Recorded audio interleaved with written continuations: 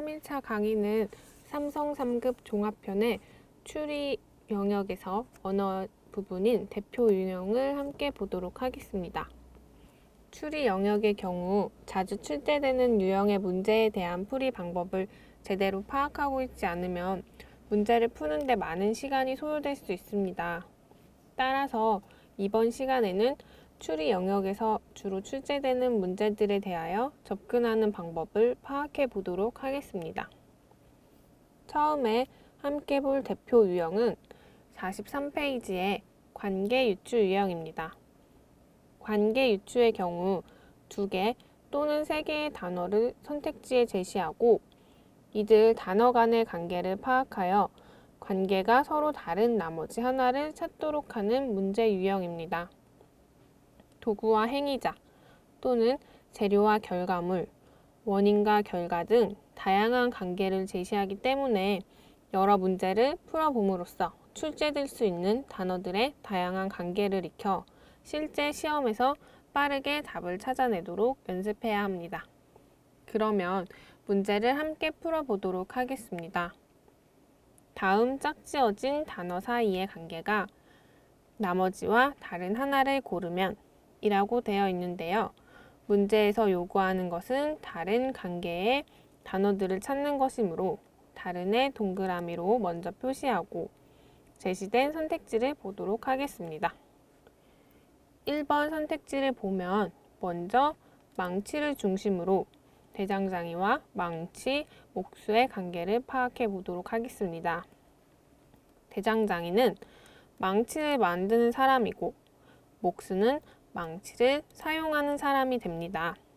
다음으로 2번 선택지도 악보를 중심으로 작곡가와 악보와 연주자의 관계를 보면 작곡가는 악보를 쓰고 연주자는 악보를 사용하여 연주를 합니다. 따라서 이 두 선택지에 나타난 단어의 관계는 제작자, 제품, 사용자의 관계임을 알 수 있습니다. 나머지 선택지를 확인하기 위해 3번도 음식을 중심으로 레스토랑과 음식, 식객의 관계를 살펴보면 음식을 만드는 사람은 레스토랑이 아닌 주방장 또는 요리사가 되겠죠. 오히려 레스토랑은 음식을 먹는 장소가 될 수 있습니다. 뒤에 식객은 음식을 먹는 사람이므로 1번, 2번 선택지와 같이 제품과 사용자의 관계가 될 수 있습니다. 그러나 앞에 레스토랑은 제작자가 아닌 장소가 되므로 1번, 2번 선택지와는 다른 관계임을 알 수 있습니다. 나머지 4번과 5번도 함께 살펴보도록 하겠습니다. 4번에 트랙터를 중심으로 보면 기술자는 트랙터를 만들고 농부는 트랙터를 사용하죠. 따라서 제작자, 제품, 사용자의 관계임을 알 수 있습니다. 마찬가지로 5번 역시 의상을 디자이너가 만들고 모델이 입습니다. 따라서 1번, 2번, 4번, 5번은 모두 제작자, 제품, 사용자의 관계가 되며 이와 다른 것은 장소, 제품, 사용자의 관계인 3번이 됩니다. 네, 다음은 44페이지의 명제 유형입니다. 이 유형의 경우는 주로 대상의 크기나 무게 또는 길이 등을 비교하는 유형으로 비교를 나타내는 표현은 주의 깊게 살펴서 대상 간의 관계를 정확히 파악하여 정답을 찾아내야 합니다. 특히 문장으로 제시되는 내용을 부등호나 화살표 등을 이용해 한눈에 파악할 수 있도록 정리하면서 답을 찾아가는 것이 중요합니다. 그러면 책의 문제를 함께 풀어보도록 하겠습니다. 다음 명제를 통해 얻을 수 있는 결론으로 타당한 것을 고르면 역시 문제에서 요구하는 타당 안에 동그라미로 표시한 후에 아래 명제를 함께 보도록 하겠습니다. 첫 번째, 원숭이는 기린보다 키가 크다. 이를 부등호로 나타내면 원숭이 키는 기린보다 크다와 같이 표현할 수 있습니다. 다음은 기린은 하마보다 몸무게가 더 나간다. 부등으로 나타내면 기린 몸무게는 하마 몸무게보다 무겁다와 같이 나타낼 수 있습니다. 마지막으로 원숭이는 기린보다 몸무게가 더 나간다는 원숭이 몸무게가 기린 몸무게보다 무겁다로 나타낼 수 있습니다. 아래 두 명제에서는 기린, 하마, 원숭이의 몸무게를 서로 비교하고 있으므로 이를 정리하면 원숭이 몸무게가 기린 몸무게보다 무겁고 기린 몸무게는 하마 몸무게보다 무거우므로 원숭이 몸무게, 기린 몸무게, 하마 몸무게로 나타낼 수 있습니다.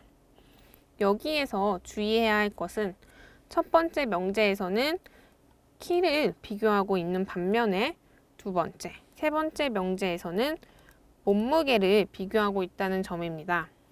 따라서 이를 잘 확인하고 선택지를 파악해야 함정에 걸리지 않고 쉽게 답을 찾을 수 있습니다. 그럼 1번 선택지를 보면 원숭이는 하마보다 키가 크다로 원숭이와 하마의 키를 지금 비교하고 있습니다. 그러나 여기서 키를 비교하는 첫 번째 명제를 통해서는 원숭이와 기린의 키만 서로 비교할 수 있습니다. 따라서 원숭이와 하마의 키는 서로 비교할 수 없기 때문에 1번은 답에서 제외됩니다. 다음으로 2번 선택지를 보면 원숭이는 하마보다 몸무게가 더 나간다로 원숭이와 하마의 몸무게를 비교하고 있습니다. 옆에 부등으로 정리한 식을 보면 원숭이 몸무게가 하마 몸무게보다 더 무거운 것을 알 수 있습니다. 따라서 정답은 2번이 되겠습니다. 나머지 3번, 4번, 5번도 함께 보도록 하겠습니다. 3번은 기린과 하마의 키를 비교하고 있습니다. 그때 키는 원숭이와 기린을 제외하고 서로 비교할 수 없으므로 역시 정답이 될 수 없습니다. 4번은 하마와 기린의 몸무게를 비교하고 있으므로 옆에서 확인해 보면 기린이 하마보다 몸무게가 더 나가는 것을 알 수 있죠. 역시 4번도 정답이 될 수 없습니다. 마지막으로 5번은 기린과 원숭이, 하마의 키를 비교하고 있습니다. 기린의 키는 원숭이 키보다 작은 것을 알 수 있지만 하마의 키가 기린의 키보다 작은지 큰지는 알 수 없기 때문에 5번 역시 답으로 적절하지 않음을 알 수 있습니다. 따라서 2번이 확실한 정답이 됩니다. 이런 명제 유형은 비교하는 언어 표현을 헷갈리게 사용하여 수험생들을 함정에 빠지도록 유도합니다. 따라서 대상의 관계를 명확히 파악할 수 있도록 부등호나 화살표 등 자신만의 표현을 상용하여 정리해 두는 것이 좋습니다. 다음으로 함께 볼 대표 유형은 45페이지의 3단 논법 유형입니다. 앞에서 본 명제 유형과는 다르게 주로 A이면 B이고 B면 C이므로 A이면 C이다 와 같은 형식의 3단 논법을 활용하여 문제를 해결할 수 있습니다. 이때 참인 명제의 대우는 항상 참이 된다는 것을 이해하고 있어야 합니다. 이에 대한 자세한 내용은 책에 수록되어 있는 소책자에서 확인해 볼 수 있으므로 한번 읽어보면서 이해해 두는 것이 좋습니다. 또한 앞에서 본 명제 유형처럼 긴 문장의 명제를 단순화하여 도식화하면서 문제를 풀어나가는 것이 중요합니다. 주로 P, Q, R, S 또는 A, B, C 등 이런 알파벳을 이용하여 단순화하면 쉽게 정리할 수 있습니다. 그러면 책의 문제를 함께 보도록 하겠습니다. 주어진 명제가 참일 때 다음 빈칸에 들어갈 명제로 가장 적절한 것을 고르면 문제에서 요구하는 적절한에 동그라미 표시를 한 후 아래 명제를 보도록 하겠습니다. 먼저 첫 번째 명제는 공부를 하지 않으면 시험을 못 본다 라고 되어 있습니다. 이를 정리하기 전에 주로 문장은 먼저 긍정문의 형태로 정리하는 것이 좋습니다.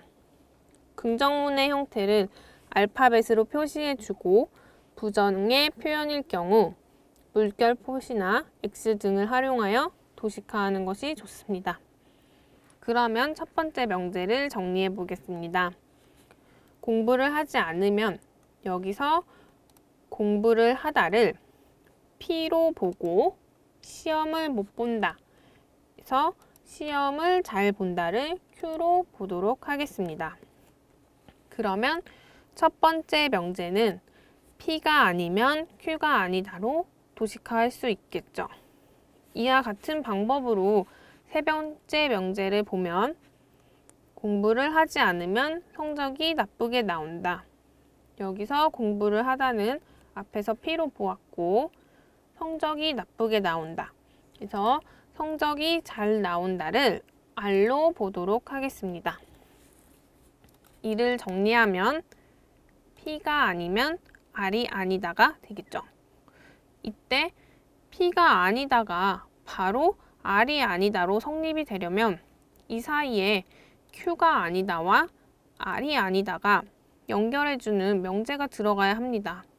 따라서 이 안에 들어갈 수 있는 명제는 Q가 아니면 R이 아니다 또는 이 명제의 대우인 R이면 Q이다가 됩니다. 이를 선택지에서 찾아보면 먼저 Q가 아니다는 시험을 못 본다가 되는데 선택지의 앞부분에서 이를 찾아볼 수 없기 때문에 대우인 R이면 Q이다를 선택지에서 찾아보도록 하겠습니다. 즉, 성적이 잘 나오면 시험을 잘 본 것이다 이므로 이를 찾아보면 5번 선택지가 정답이 되는 것을 알 수 있습니다. 따라서 정답은 5번이 되겠습니다. 다음은 49페이지의 진실게임 유형을 보도록 하겠습니다. 이 유형에서는 주로 4명에서 5명 정도의 진술을 제시하고 이들의 진술 중 진실 및 거짓 여부를 확인하여 범인 등을 찾도록 요구합니다. 수험생들이 실제 시험에서 이 문제 유형에 오랜 시간을 할애하기 때문에 상대적으로 많이 어려워하는 문제 유형이기도 합니다. 여러 경우의 수가 나오는 경우, 특히 더 많은 시간이 소요될 수 있기 때문에 주어진 조건을 잘 활용하여 진술 사이의 모순을 찾아 경우의 수를 최대한 줄여나가는 것이 중요합니다. 주로 1명 또는 2명이 거짓을 말하거나 참을 말한다고 제한을 두기 때문에 모순되는 진실을 찾아 한쪽이 진실인 경우와 거짓인 경우를 나누어 풀어나가는 것이 좋습니다. 그러면 책의 문제를 함께 보면서 문제에 어떻게 접근해야 할지 파악해 보도록 하겠습니다. 5명의 취업준비생 갑, 을, 병정무가 S그룹에 지원하여 그중 1명이 합격하였다. 여기서 갑, 을, 병정무 5명이 제시되었고 이들 중 1명만 합격하였다고 하였으므로 단서가 될 수 있는 부분에 표시를 하도록 합시다. 이어서 보면 취업준비생들은 다음과 같이 이야기하였고 그중 1명이 거짓말을 하였다. 합격한 학생은 누구인가? 지금 5명 중에 1명이 거짓말을 하였을 때 합격한 1명의 학생을 묻고 있습니다. 그러면 아래 갑을 병정무의 진술을 살펴보도록 하겠습니다.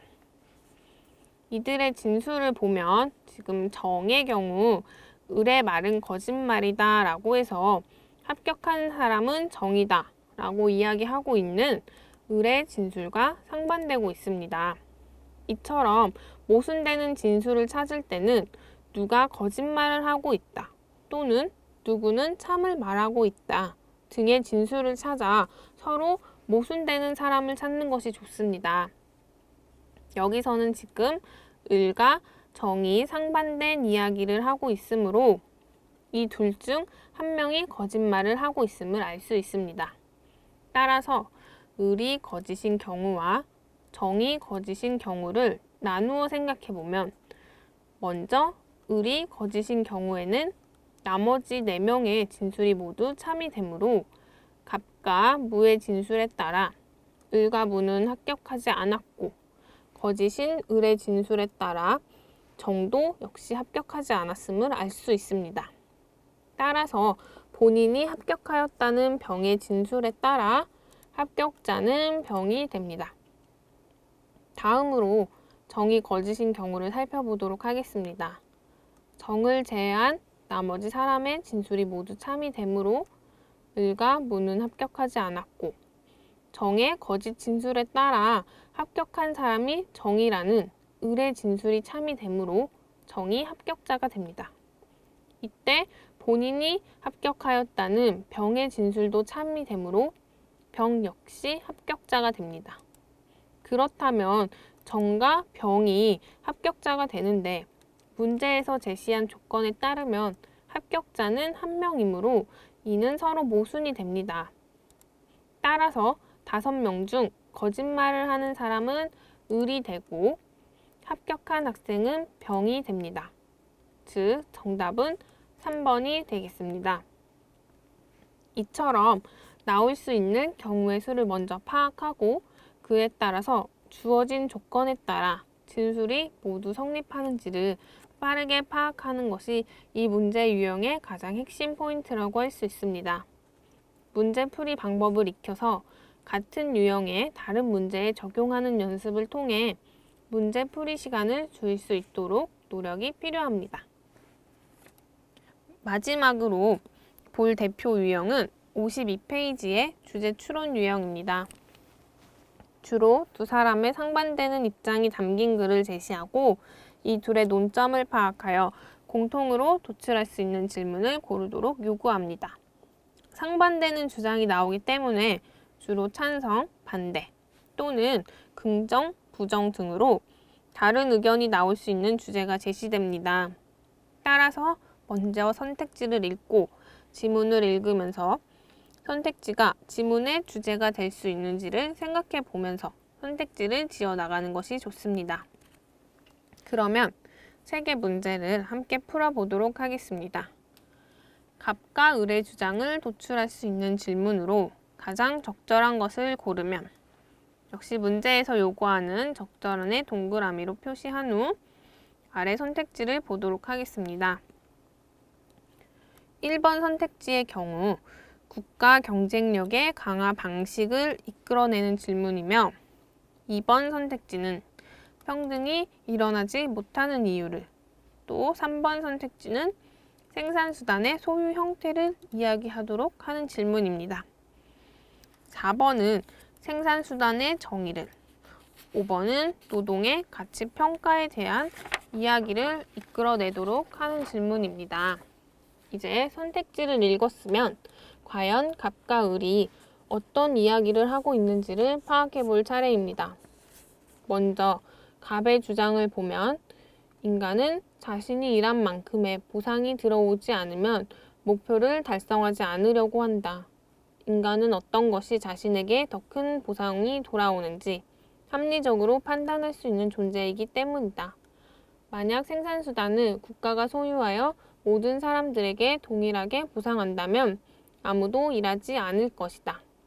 여기서 인간은 보상이 주어져야지만 목표를 달성하려고 하므로 생산수단을 국가가 소유한다면 아무도 일하지 않을 것이라고 이야기하면서 생산수단을 국가가 소유하는 것에 대한 부정적인 입장임을 알 수 있습니다. 더 읽어보면 이러한 사회 분위기 속에서는 국가 경쟁력이 떨어지고 결국에는 모든 사람의 하향 평준화가 일어나므로 생산수단의 국유화에 의한 경제 정책은 비현실적이다 라고 하는데 여기서 생산수단의 국유화에 의한 경제 정책은 비현실적이다 라고 해서 답은 확실히 생산수단의 국유화에 반대하는 입장임을 확인할 수 있습니다. 여기까지 봤을 때 생산수단에 대해서 이야기하고 있는 3번과 4번 선택지의 정답 가능성이 높아지는데요. 그러면 을의 주장을 읽어보면서 정확한 답을 찾아보겠습니다. 현대에서 많은 불평등이 일어나고 있는 이유는 생산수단을 개인이 소유했기 때문이다. 여기서 생산수단을 개인이 소유해서 불평등이 일어난다고 했으므로 을은 생산수단을 개인이 소유하는 것에 대해 부정적인 입장임을 알 수 있습니다. 마지막 문장을 읽어보면 그렇기 때문에 생산수단을 국유화하여 모든 이들에게 평등하게 보상해야 한다라고 해서 을은 확실하게 생산수단의 국유화에 찬성하는 입장임을 알 수 있습니다. 따라서 갑과 을의 주장을 도출할 수 있는 질문으로는 생산수단의 소유 형태에 대해 묻고 있는 3번이 가장 적절하게 됩니다.